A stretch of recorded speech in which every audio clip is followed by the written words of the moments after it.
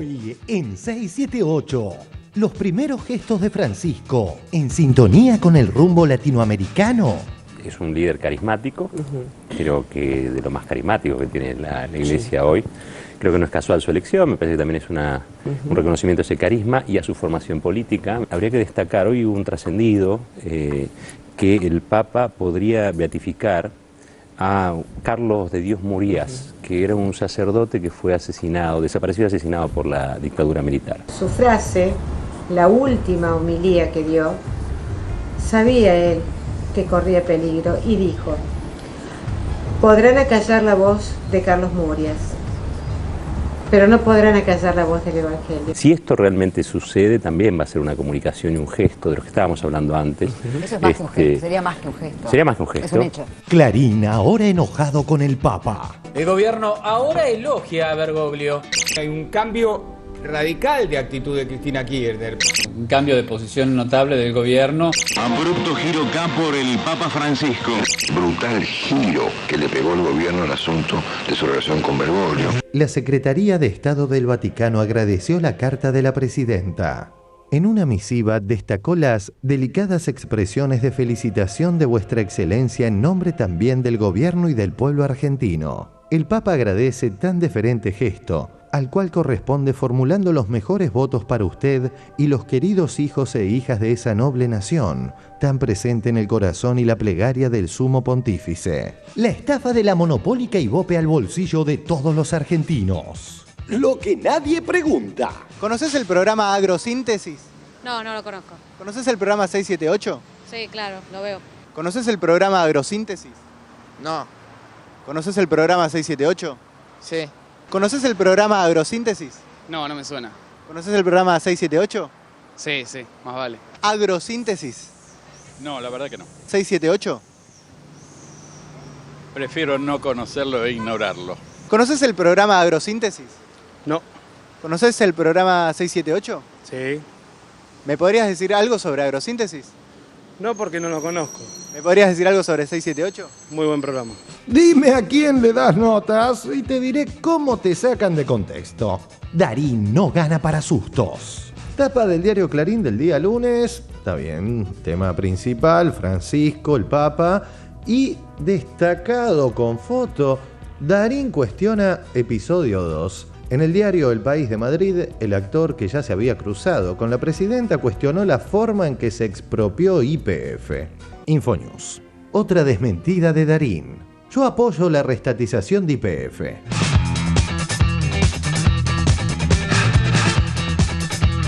Trato de ver ahí en YouTube, que sé que lo van subiendo. Yo veo 678, cuando vos ves ese programa que creció de a poco, yo creo que ahí hay argumentos. Todos los días muestran argumentos de lo que están diciendo. Vino volver, deja Bonelli y coincidir con Solanet, que ellos te usan como la izquierda vide. Tanto marxismo sojo no es para vos dejárselo a Caparrós. En aquel otro mundo distante. Otro día de hermosas. Notis 1. Arranca la nueva radio de las madres. Asociación Madres de Plaza de Mayo. Arranca la nueva Radio Madre. A las 21 horas del sábado 23 de marzo comenzará una maratón radiofónica de lanzamiento de la nueva Radio de las Madres. Dos. Tuiteó y Mañeto sonrió. Twitter de Juan José Campanella. Triste lo que hicieron con el 7, un canal sin diversión ni cultura dirigido por militantes millonarios para militantos perejiles. 3. Todavía cantamos. Cierre musical con Víctor. Ojos de cielo, no me abandones en pleno vuelo. Ojos de cielo, toda mi vida por ese sueño. Ojos de cielo, ojos de cielo.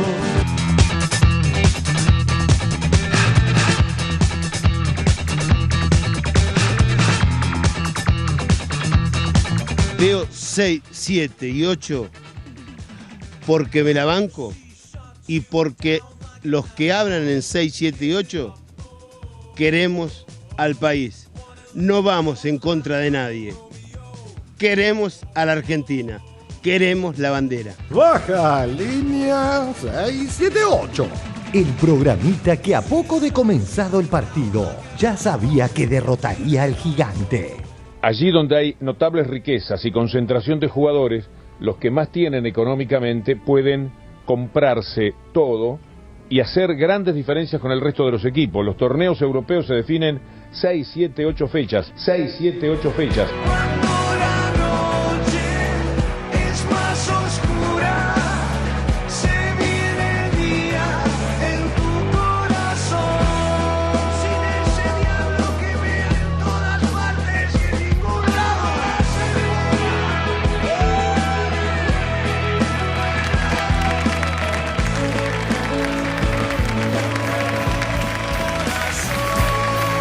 Muy buenas noches, bienvenidos aquí a 678. Bueno, como acaban de ver más o menos en la apertura, es probable que usted no esté viendo este programa, sino otro que no está viendo. Esto es lo que alcanza a investigar Ibope todas las noches. Vamos a la gente que nos acompaña el día de hoy. Lo tenemos al señor Emilio Pérsico, que es el fundador y secretario general del Movimiento Evita y subsecretario de Agricultura Familiar de la Nación. Muchas Pérsico, gracias. bienvenido. Gracias por invitar. También nos visita Zunilda Martínez, que es la coordinadora adjunta de la Junta Vecinal de la Villa 2124, allí en Barracas. Buenas noches. Bienvenida, Zunilda. Gracias. ¿Primera vez? Sí. Bueno, tranqui que acá no pasa nada. Lo sé.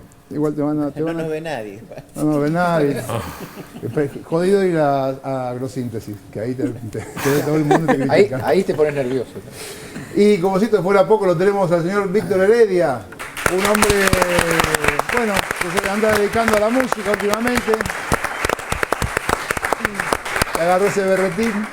Bueno, gracias por estar acá. ¿Vas a estar tocando un poquito para el final? Sí, lo que ustedes Por favor, quieran. Sí, cómo no. Bueno, dale.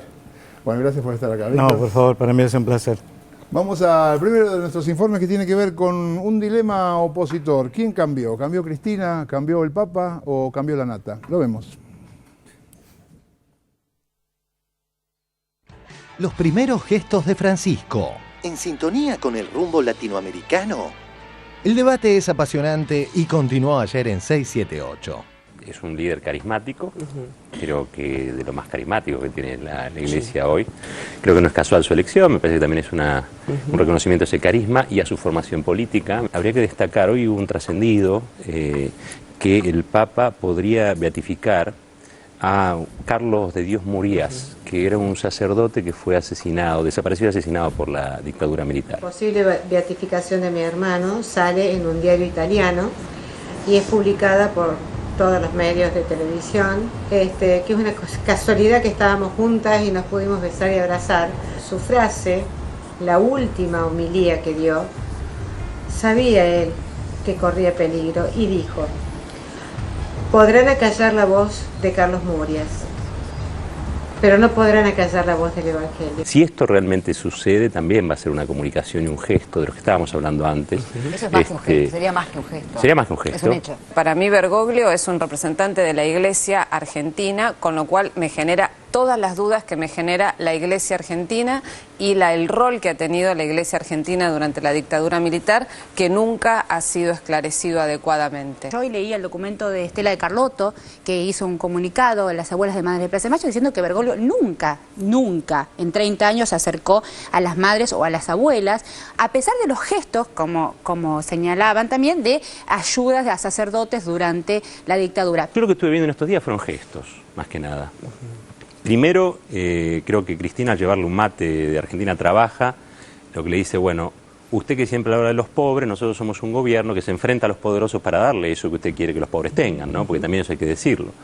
El Papa lo recibe de buena gana y le entrega a su vez un documento, que es el documento de Aparecida de Brasil, que es un documento elaborado por obispos en el año 2007, que tiene algunos párrafos sobresalientes. Redactado por Jorge Bergoglio en ese momento. Redactado por Jorge Bergoglio.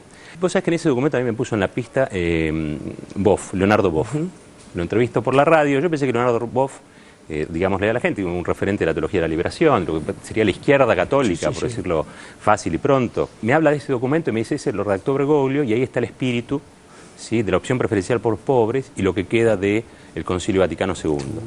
La verdad que yo me sorprendí, porque yo pensé que lo iba a criticar. Pensé que iba a decir Bergoglio es la derecha, no. Y lo fui a buscar el documento. Y efectivamente hay uno de los párrafos que está vinculado a la cuestión económica, donde es increíble cómo el posicionamiento en ese momento, en el año 2007, es contra el ALCA, por el desendeudamiento y por el apoyo a todos los presidentes regionales. Quinta Conferencia General del Episcopado Latinoamericano y del Caribe, Aparecida, del 13 al 31 de mayo de 2007. Documento de Aparecida. La globalización ha vuelto frecuente la celebración de tratados de libre comercio entre países con economías asimétricas, que no siempre benefician a los países más pobres. Al mismo tiempo se presiona a los países de la región con exigencias desmedidas en materia de propiedad intelectual, a tal punto que se permite derechos de patente sobre la vida en todas sus formas. Después de una época de debilitamiento de los estados por la aplicación de ajustes estructurales en la economía, recomendados por organismos financieros internacionales, se aprecia actualmente un esfuerzo de los estados por definir y aplicar políticas públicas en los campos de la salud, educación, seguridad alimentaria, previsión social, acceso a la tierra y a la vivienda, promoción eficaz de la economía para la creación de empleos y leyes que favorecen las organizaciones solidarias. Todo esto refleja que no puede haber democracia verdadera y estable sin justicia social, sin división real de poderes y sin la vigencia del Estado de Derecho. La pluma es de Bergoglio y Leonardo Boff, persona autorizada en la materia, dice, cuidado, porque si hay algo progresista en la Iglesia está en ese documento. Pertenezco a sectores que históricamente le vienen reclamando a la Iglesia Católica que no nos haga vivir a todos como católicos y que respete la pluralidad, y además queremos un Estado laico. Pero así como decimos esto, también tenemos que respetar una alegría genuina que hay en buena parte de los sectores populares que sí pertenecen y se sienten parte de la Iglesia Católica. Me parece que hay que tener la mente más abierta que nunca. Totalmente descolocado, Clarín y sus afines ignoran los gestos hacia Latinoamérica de Francisco y solo atinan a machacar con la operación Cambio de Rumbo. Vamos a conversar con Alicia Barrios, periodista. Está en Roma, estuvo en el Vaticano y es amiga de Jorge Bergoglio. Alicia, buen día. Juan Pablo Barsky soy. ¿Cómo te va? Buen día, Juan Pablo. ¿Cómo estás, querido? Yo he tenido la posibilidad de tener una acreditación muy especial, entre las cuales puedo estar en lugares que no son de fácil acceso. Por ejemplo, vos fíjate, ayer estuvo con la Presidente. Y hay una cosa que te quiero decir ahora, porque a mí me consta, hay muchas cosas que yo no he podido decir antes. A mí me consta que en los últimos años la relación entre la Presidente y él fue próxima, fue cercana, respetuosa, amigable, y que fue embarrada por los medios. El gobierno ahora elogia a Bergoglio. Después de años de distanciamiento y de una fría reacción inicial, la presidenta saludó emocionada a Francisco. El gobierno ahora elogia a Bergoglio. El gobierno ahora elogia a Bergoglio. El gobierno ahora elogia a Bergoglio. Mariano Barrio en el diario La Nación de hoy. El kirchnerismo pasó de la bronca a una llamativa fiebre por Francisco. Qué cambio, ¿no? El cambio de una presidenta que no lo podía ni ver. Hay un cambio radical de actitud de Cristina Kirchner. Un cambio de posición notable del gobierno. Abrupto giro acá por el Papa Francisco. Brutal giro que le pegó el gobierno al asunto de su relación con Bergoglio. Ricardo Kirchbaum en Clarín de hoy. La indecorosa sobreactuación. La presidenta ordenó ese cambio de posición. Fue un acto de realismo y también de oportunismo sencillo y puro. Locotismo de todo el kirchnerismo, ¿no? Exactamente. En mi pueblo, cuando decíamos chico, cuando alguien se daba vuelta, era un ocote. Un ocote. Era el peor de todos y ahora es el mejor de todos. A mí me consta que en los últimos años la relación entre la Presidente y él fue próxima, fue cercana, respetuosa, amigable, y que fue embarrada por los medios. El comunicado del Vaticano terminó de desanimar a Mañeto y su tropa. La Secretaría de Estado del Vaticano agradeció la carta de la presidenta. En una misiva destacó las delicadas expresiones de felicitación de Vuestra Excelencia en nombre también del gobierno y del pueblo argentino. La carta está firmada por Angelo Becciu, sustituto de Asuntos Generales de la Secretaría de Estado del Vaticano. Allí se indica además que el Papa agradece tan deferente gesto, al cual corresponde formulando los mejores votos para usted y los queridos hijos e hijas de esa noble nación, tan presente en el corazón y la plegaria del Sumo Pontífice. Con estos sentimientos, el Papa imparte la bendición apostólica a todos los argentinos y los encomienda a la protección de Nuestra Señora de Luján. Concluye la carta. Como se ve, operaciones y mentiras que no sintonizan con la prédica del Papa al que dicen idolatrar. Ricordiamo che l'odio, la invidia, la soberbia sporcano la vita. ensucian la vida. Quien sí entendió al pontífice fue el cabezón Duhalde. De aquel odio de tirarán la toalla y ganaremos por nocaut o abandono, a este amor que invita a soñar. ¿Qué fue lo que pasó y cómo fue con Carlos Menem, con el cual estaba distanciado hasta la llegada de Francisco? Cuéntelo, por favor.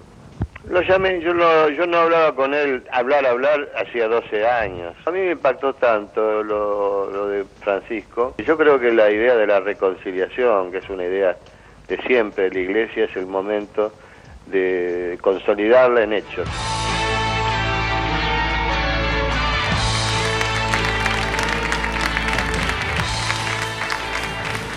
Bueno, impresionantes los efectos de las palabras del Papa Francisco.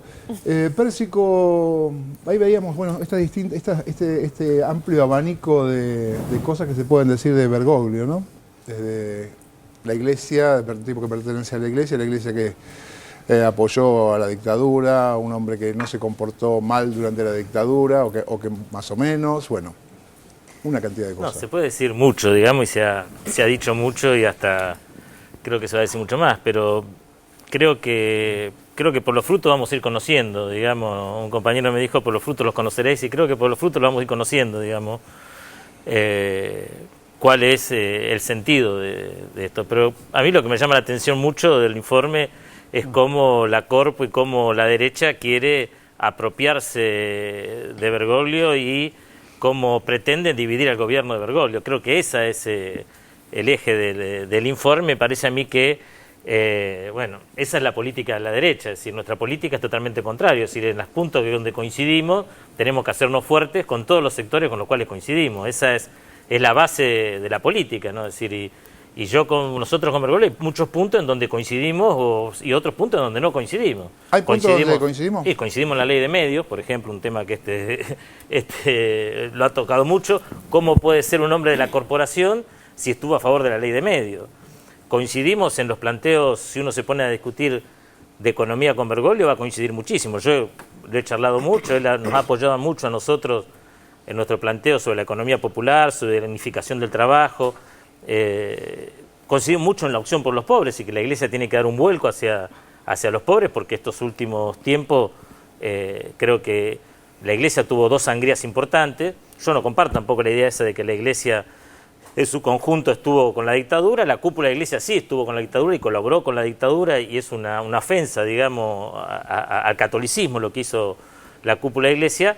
Pero como dice Cristina, en la Iglesia somos todos, ¿no? Y hubo también un sector de la Iglesia muy importante, de muchos sacerdotes, muchos compañeros míos que pelearon contra la dictadura al lado de nosotros, y que los he visto durante toda la dictadura, hasta en los momentos más difíciles, peleando junto con nosotros, y tuvimos desaparecidos sacerdotes hasta el último día de la dictadura. Hasta en el año 80 tuvimos los últimos sacerdotes desaparecidos, digamos, en la Argentina, digamos, ¿no? Entonces hubo una actitud de resistencia muy fuerte, un sector donde hubo obispos también desaparecidos, obispos que eran también parte de la conducción de la Iglesia.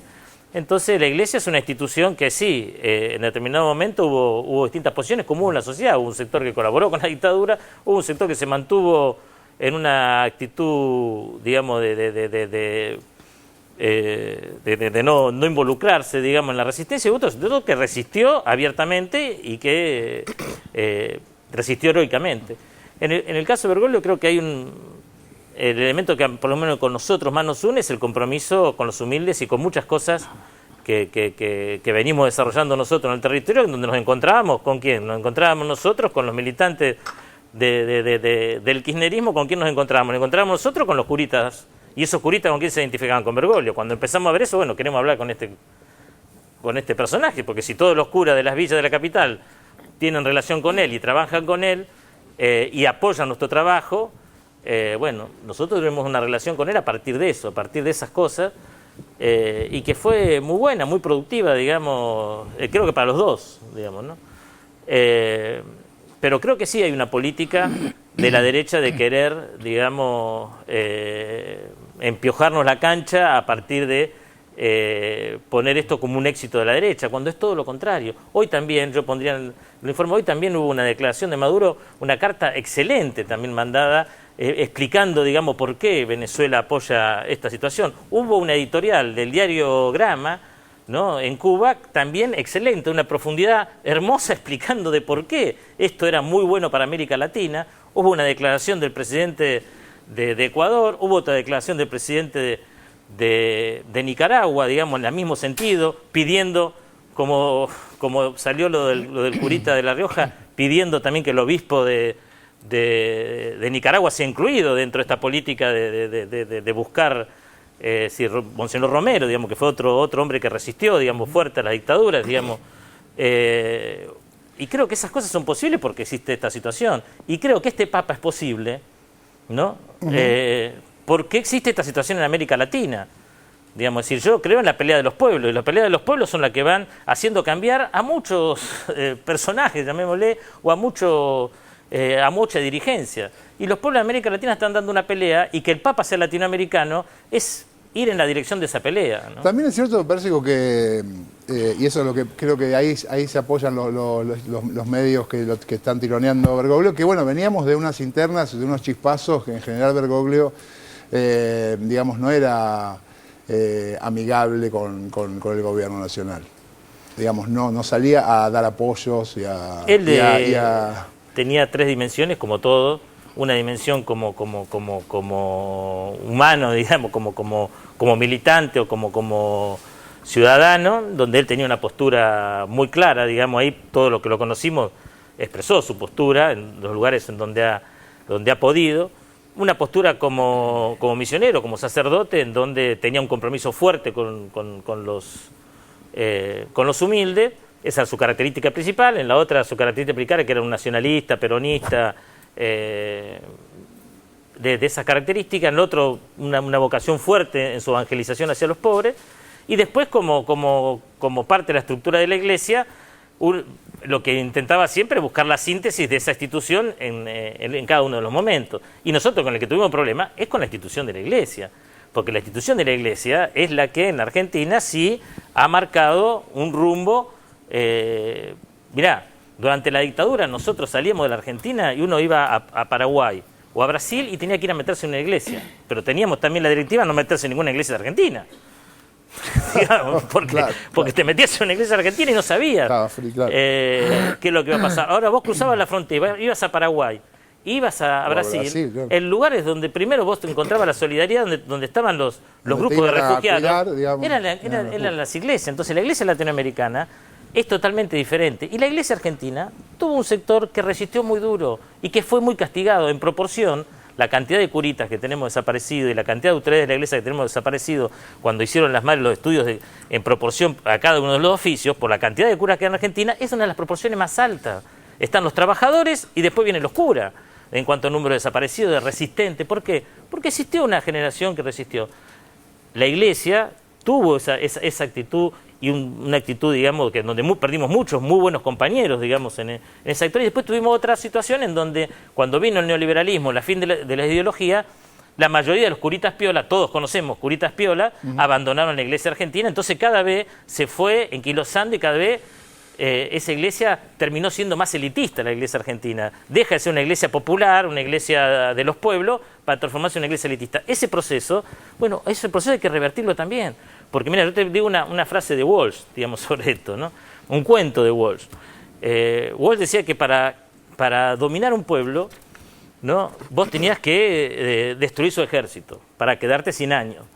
Para quedarte 200 años tenías que destruir su pueblo y su clase política. Ahora, para quedarte 500 años tenías que destruir su ejército, su clase política y tenías que destruir su religión y su idioma. Por eso los españoles construían los templos con las piedras bautismales y acá el compañero que ha trabajado mucho los 500 años puede dar fe de eso. Y entonces, y creo que el neoliberalismo en los 90 intentó también avanzar en esa dirección. nos robó de los barrios montones de curitas tercermundistas, montones de curitas populares que terminaron casándose, yéndose de la iglesia. ¿Por qué? Porque esta iglesia sí no tuvo la valentía de, en el momento donde lo necesitábamos, hacerse la autocrítica, enfrentar a los poderosos, hacer lo que hizo la iglesia latinoamericana. Y Bergoglio, perdóname, lo último.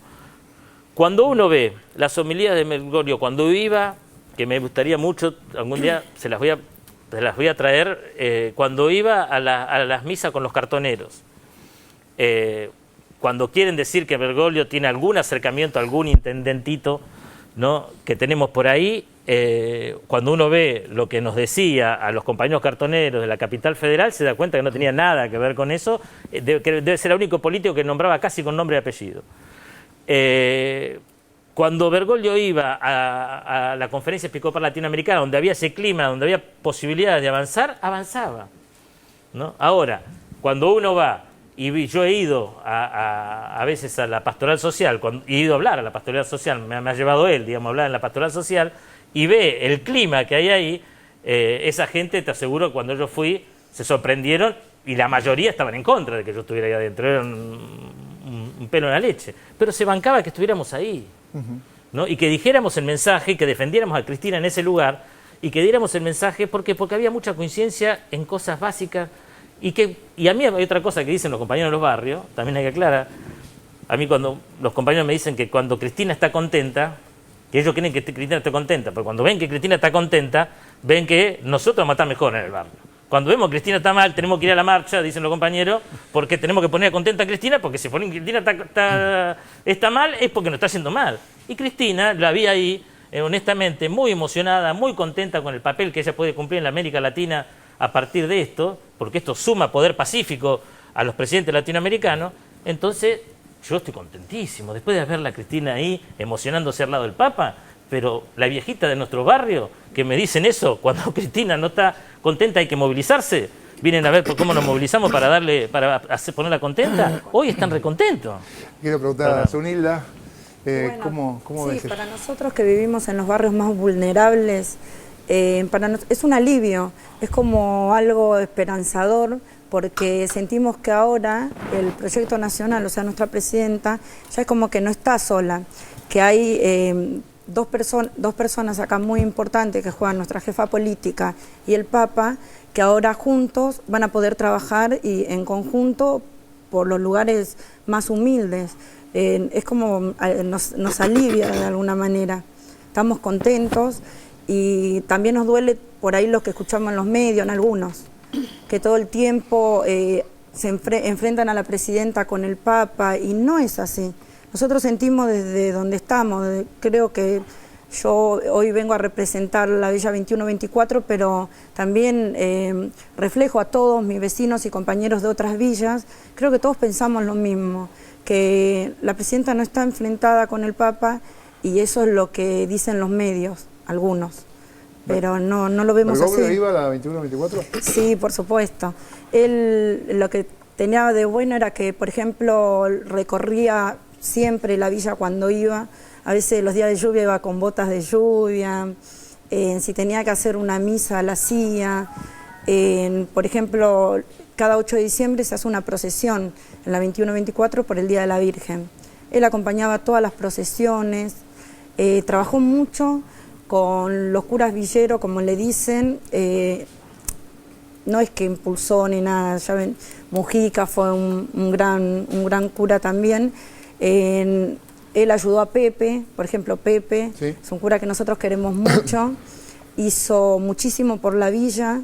Entonces, en todo este trabajo, en todo este proceso, Bergoglio estuvo acompañando.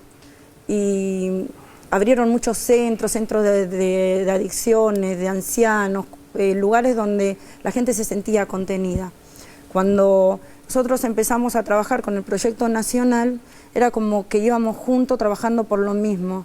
Nosotros nos sentíamos más aliviados y ellos también. O sea, ¿vos no viviste esta contradicción entre Bergoglio y Cristina? No, nosotros trabajamos con la iglesia, somos respetuosos porque las iglesias en todas las villas, en todos los barrios más humildes, como la madre de cada villa. Entonces nosotros siempre nos acoplamos ellos tienen una militancia de iglesia, nosotros tenemos una militancia que es la que sabemos hacer. Nosotros, por ejemplo, yo hoy estoy sentada acá, está lloviendo, ¿sí? Tengo compañeros que ya están preparados porque muchos lo saben, los medios levantan lo que quieren porque a veces también eso nos da bronca, que nosotros tenemos que ir a sacar agua de la casa de los vecinos, pues nosotros tenemos la ausencia del gobierno de Ciudad, o sea, de Macri, no la vimos. Desde que logramos romper con todo esto, cuando se conformó la Junta, que le ganamos al macrismo como proyecto nacional, como unidos y organizados, desde ahí es como que tuvimos más fuerza y empezamos a hacer, como nos pusimos más fuertes. Y ahora el único que nos está dando respuesta dentro de, no solo de la Villa 21-24, sino de todas, es el proyecto nacional. Nosotros tenemos los ministerios trabajando ahí, el unido y organizado. Sé que a muchos no les gusta por ahí, hay gente que está de acuerdo y gente que no. Yo a veces digo que si uno hace esto con el corazón le sale bien, pero si lo hace pensando en el bolsillo es como que ahí es como empieza la diferencia. Nosotros, como te decía, ahora en un rato si sigue lloviendo vamos a tener que ir a sacar agua a la casa de los vecinos. Claro. Y bueno, y ahí están los compañeros, ahí están los militantes, los que vienen al barrio. En este caso nos toca siempre, yo milito en la organización La Cámpora, y todo el tiempo nos están pegando y no se fijan en el trabajo que hacemos. No se fijan, así como movimiento de vida. Armada, como dicen ahí, te dieron los de Renar de la escopeta. De ninguna manera, desde que tenemos el cinturón sur, en el sur de la capital, digamos, nosotros estamos mejor. No hay, porque dicen hay inseguridad. Yo el otro día le decía a un compañero, nosotros no nos robamos entre nosotros. Acá hay violencia, pero hay violencia entre los chicos. Porque hay algo que todavía con lo que no podemos romper es con el tema de las adicciones, con el tema del Paco. Es algo que es una deuda pendiente que tenemos todos. Y ahí tendríamos que apuntar en vez de tanto que si la presidenta se enfrenta con el Papa, a ver, fijémonos qué podemos hacer por estos pibes. Qué sé yo, se me ocurre esa idea. No sé. Buena idea. Señor Heredia, ¿cómo ha vivido esta historia? La viví con las mismas tribulaciones, esperanzas, expectativas, encontronazos ideológicos con que yo creo lo hemos vivido todos los que no estamos tan cerca como estuvieron ellos de las acciones concretas de Jorge Bergoglio. Lo que sí yo tengo que decir y debo hacer, sinceramente, es un análisis de qué es lo que está pasando ahora hacia adelante, porque yo tengo la costumbre de caminar y los que caminamos nos aferramos a las coincidencias para poder seguir caminando y no a la disidencia, porque si yo me aferrara solamente a la disidencia paralizaría, y los que buscan la disidencia paralizan, los que buscamos las coincidencias caminamos. Entonces yo creo que si yo miro la historia de esta iglesia a lo largo de estos 2000 años, pero sobre todo en este tema que ha sido una brutal agresión para América y al que la iglesia le dio la espalda durante 500 años. Digo, una iglesia que en su momento, y esto sería un oscuro, hay claros y oscuros en los organismos y en los hombres. Esto sería una parte oscura de una iglesia que tardó 50 años para que saliera una bula papal que dijera que los pueblos originarios, quienes vivían aquí, tenían alma. Y tardó 500 años en pedir perdón por haberle dado la espalda a quienes debiera haber acompañado, consolado, ayudado, en un genocidio de más de 50 millones de habitantes de un continente. Es muy fuerte, muy grueso. A esa iglesia pertenece este nuevo Papa. Lo que yo veo en él es que ha hecho visible dos cosas que son sustanciales para un representante de la iglesia, que es la acción pastoral. O sea, ha estado del lado de los humildes sin ninguna duda. Acá hay gente que lo confirma. Y le ha hecho un gesto de austeridad a una de las iglesias económicamente más poderosas y más ostentosas que tiene la humanidad, que es la del Vaticano, y nada menos que en el Vaticano. O sea, es el jefe de esa iglesia que está, yo diría, casi antepuesta a estos ideales pastorales que algunos dicen que son solamente gestos, porque yo creo que tienen historia en Bergoglio. Y como yo soy un hombre que pretendo caminar, prefiero tener esperanza. Yo no soy creyente, pero sí creo en el inmenso poder económico, político y de opinión que tiene esta iglesia hoy en el mundo. Y si esta iglesia, anclada en una Europa devastada económicamente, envejecida económicamente, pone sus ojos en donde corresponde en principio, y no solo por interés, sino que es en aquellas mayorías que impulsaron las democracias de este continente desde la humildad, desde el sacrificio, desde el trabajo, incluso desde la muerte de sus propios hijos. Hay muchos curitas que han sido asesinados por las dictaduras de este continente, que apoyaron a las multitudes que querían las democracias, las libertades, sus derechos constitucionales. Y esto es lo que tenemos hoy. A mí me parece que este es un camino que no sé si decidió el Vaticano seguir, pero me da una profunda esperanza saber que allí hay un hombre con el que hay algunas coincidencias que alientan a pensar que puede haber algún tipo de modificación, sobre todo porque Europa hoy, al igual que hace 500 años atrás, necesita América. Muy bien, gracias Heredia. Vamos a cambiar de tema, nos vamos a otro informe que tiene que ver con, otra vez, una nueva campaña de los desesperados, ahora en contra de Andrea del Boca y, bueno, por supuesto contra nosotros. Lo vemos.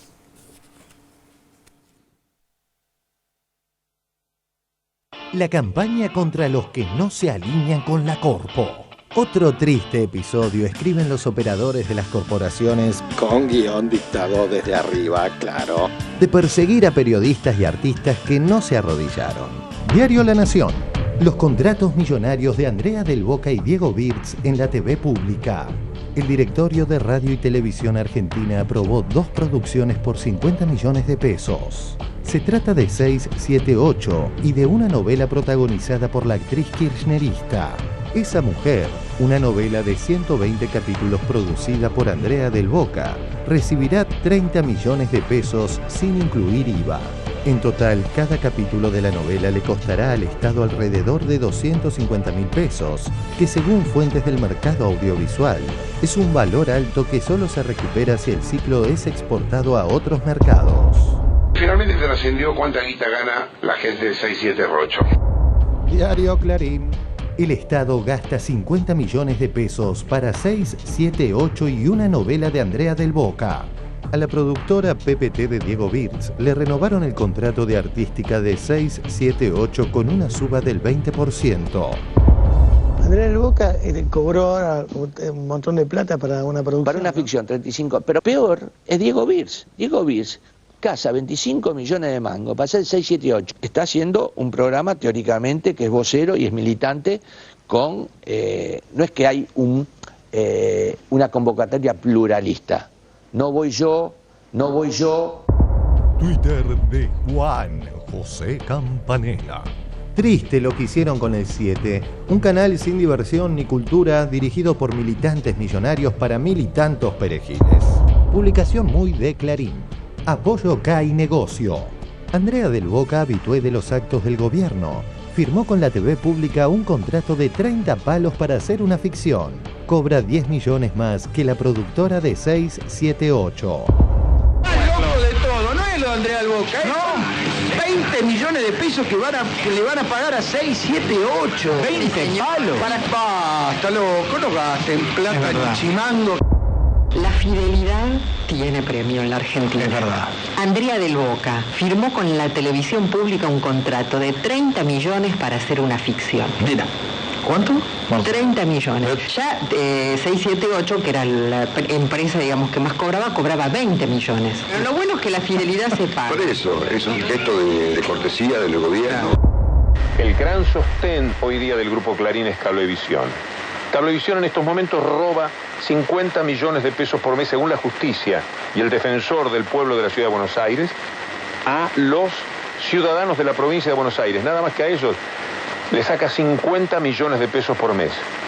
Cobrar de los dineros de Cablevisión, ya ni siquiera de la ganancia lógica, sino del dinero dulce de lo que roban a la gente. ¿Es mejor?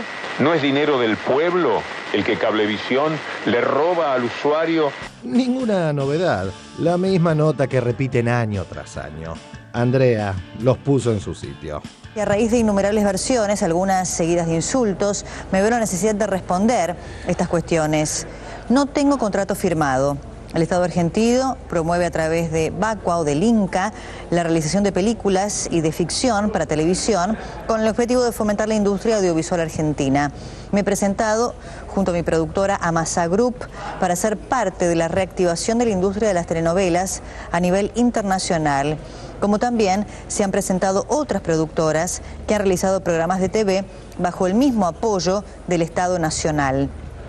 A nadie le pareció raro que producciones televisivas de Sebastián Ortega, Estebanés o la misma Polka cuenten con este apoyo para sus películas. Pero sí les ha parecido raro en mi caso. Sin embargo, los fondos siempre salen del mismo lado, del Estado Nacional. Alguien podría pensar que Suar, Ortega o Estebanés cobrarían estos recursos para engrosar sus bolsillos y no ponerlos en las obras a realizar. Ciertamente yo no pensaría eso. Seguramente si escuchara que se van a quedar con tantos millones, pensaría lo mismo que tanta gente hoy piensa de mí. En mi caso, cuento con 43 años de trayectoria internacional, creo tener un poquito de experiencia en el tema como para realizar una producción que nos represente a la Argentina en los mercados del mundo. El nivel de desinformación, descalificación e insulto que algunos tienen hacia mi persona no me da lugar a pensar otra cosa. Se trata de una persecución política, lamentablemente en algunos paladines de la noticia. Seguramente el directivo de Clarín Suar contestará, ¿alguien lo interrogará?, sobre los subsidios del Inca que recibe para sus peliculones. Y sobre los presupuestos para ficciones, nótese que en el 2010 el mismo diario La Nación a través de Sirven daba cifras mucho más altas que la del contrato que aún no firmó Andrea del Boca. Diario La Nación por Pablo Sirven del domingo 11 de julio de 2010. Unitarios que ya no son lo que eran. La producción local de ficción se viene complicando de un tiempo a esta parte. Las ficciones se vuelven más esporádicas y se apuesta más sobre seguro, ya que cada capítulo de Unitario cuesta $90.000, en tanto que el de una tira, unos $60.000. O sea que La Nación en el 2010 decía que como mínimo se gastaba para hacer una tira austera unos $60.000 por capítulo. Y ahora dice con tono quejoso que la tira de Andrea del Boca costaría, pasándola al dólar oficial, unos $50.000 por capítulo. O sea, $10.000 menos. Tremenda incongruencia, ¿no? Volviendo a la recurrente embestida contra PPT, reiteramos. 1. Más allá de las cifras inexactas, hablan de egresos y no de ingresos. Y en el caso de 678, los ingresos superan a los egresos. Es decir, que todos ganamos plata con la tanqueta. La existencia de 678 permite que todos paguemos un poquitín menos de impuestos. 2. Hablan de un incremento anual del 20% en nuestro contrato. Si tenemos en cuenta que machacan y machacan con una inflación del 25%, nuestros ingresos se estarían devaluando. 3.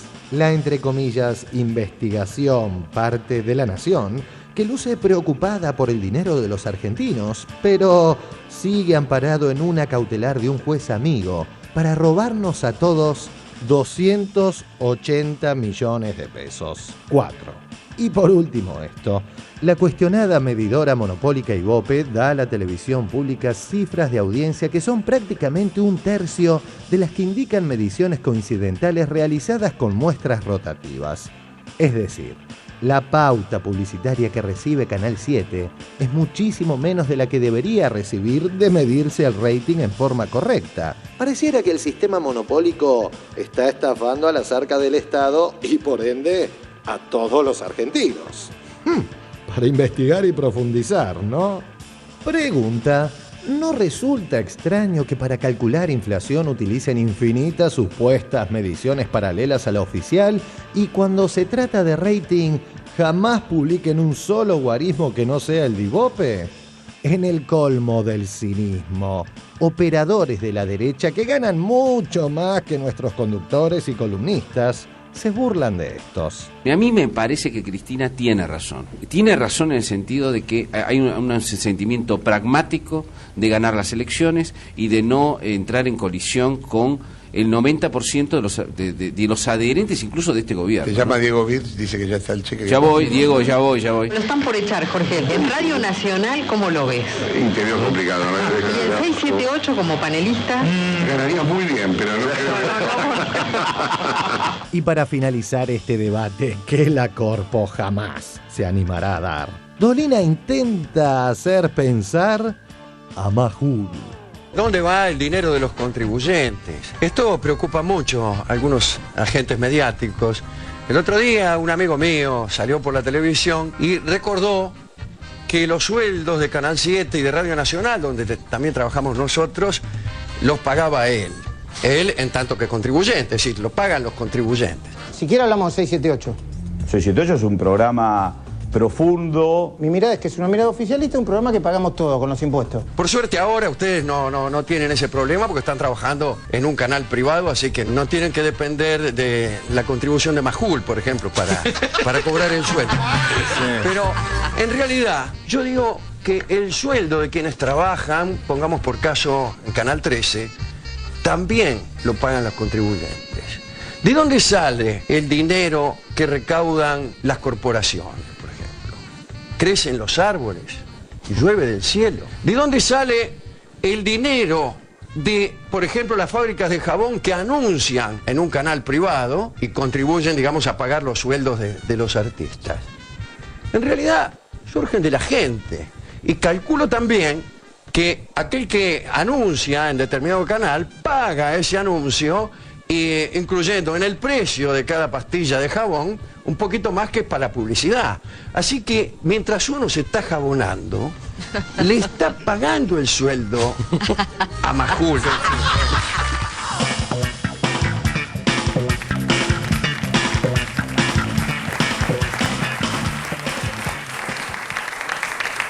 Bueno, esta gente no descansa, ¿eh? Me llama la atención Fernández Díaz, pero bueno, ya últimamente ya no nos tiene que llamar la atención nada. ¿Qué te parece, Víctor, todo esto?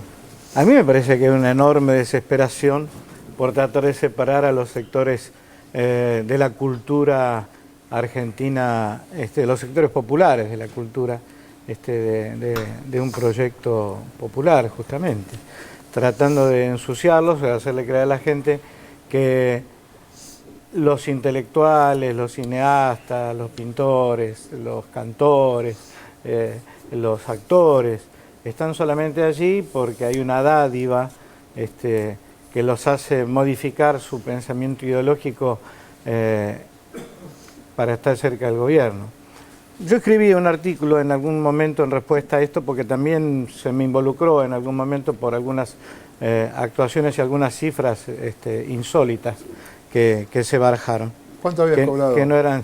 No, le había cobrado... No había cobrado mucho. Le había cobrado menos al gobierno de la ciudad que al gobierno nacional. Esa era la idea.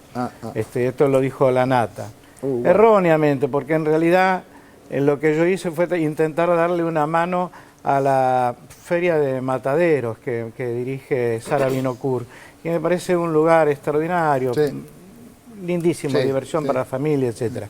Y como no tiene presupuesto, porque están intentando destruirlo, que se vaya de ahí, me pidió que le hiciera un favor y le cobré el escenario solamente, 12.000 pesos, que era lo que cobraban los técnicos, los músicos, el armado, la combi que nos llevaba, etcétera.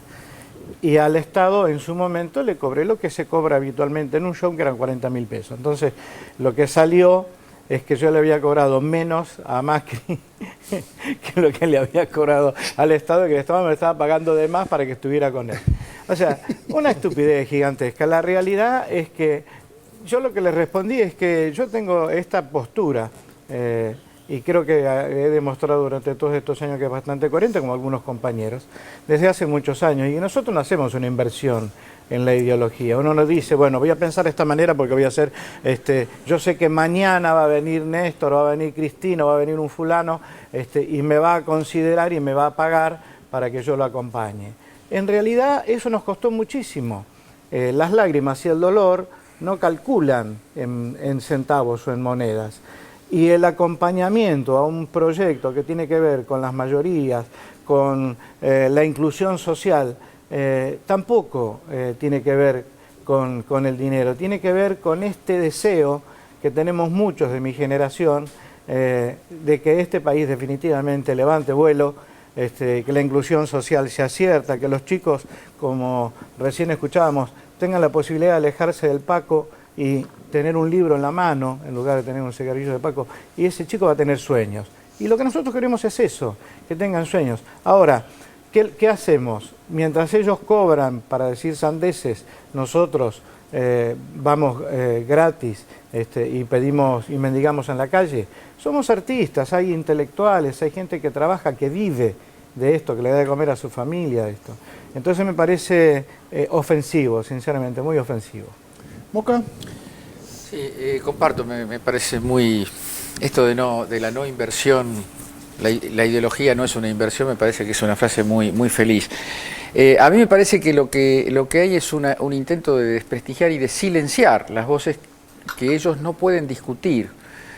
Yo no veo que haya artistas del calibre de los que estamos hablando acá, intelectuales y profesionales, que puedan entablar una discusión profunda, cultural, ideológica. Tampoco creo que ninguno de esos programas que hacen del insulto a nosotros, no solo a la productora, sino a cada uno de los que nos sentamos acá, hacen de ese insulto un estilo de... un género artístico.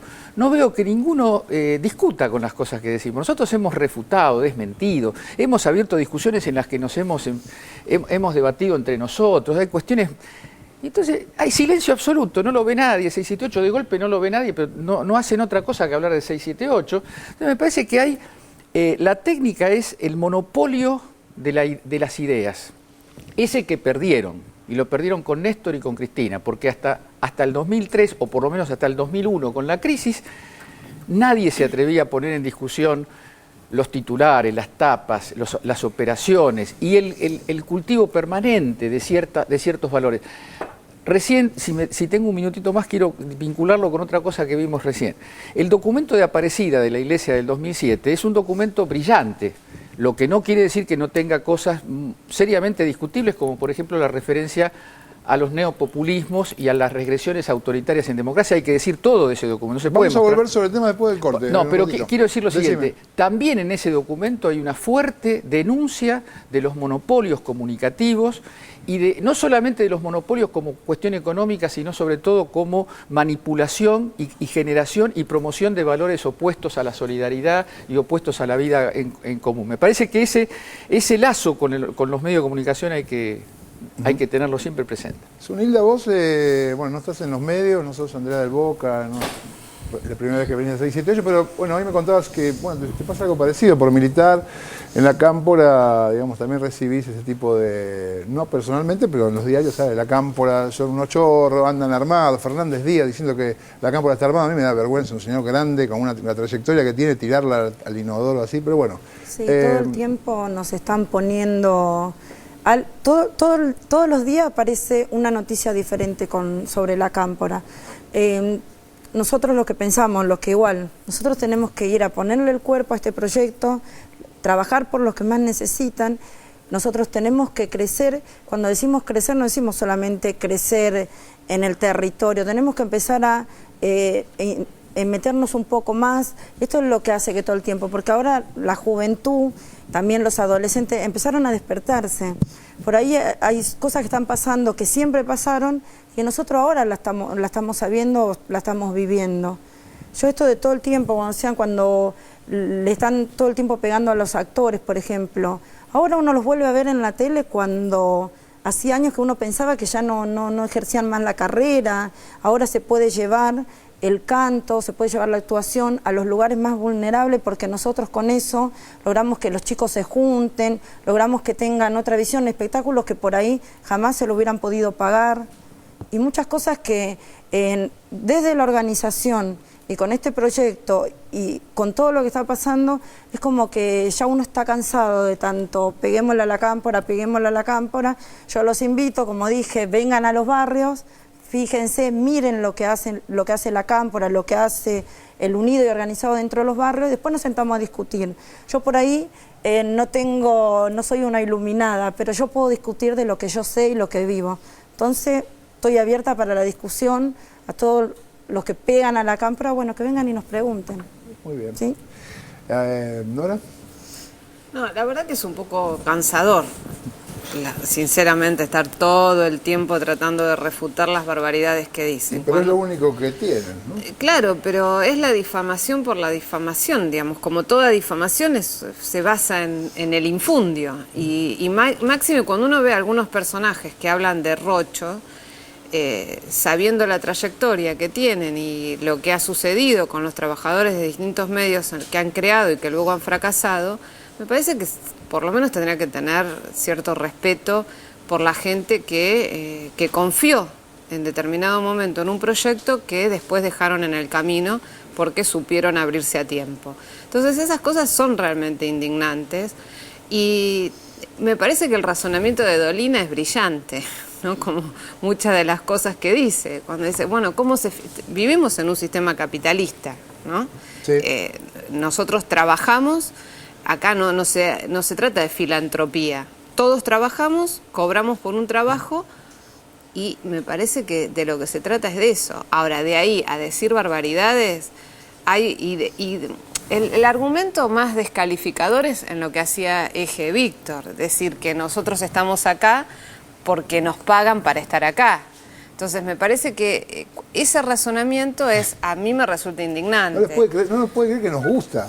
No, está raro creer que nos gusta. Pero es lo que dice Víctor, hace muchos años que todos nosotros nos conocen y hemos dicho siempre estas cosas. ¿Sabes lo que piensan ellos? Que la televisión pública, los medios públicos tienen que ser de una calidad, digamos, paupérrima. Tiene que ser un cartón, sin producción, sin...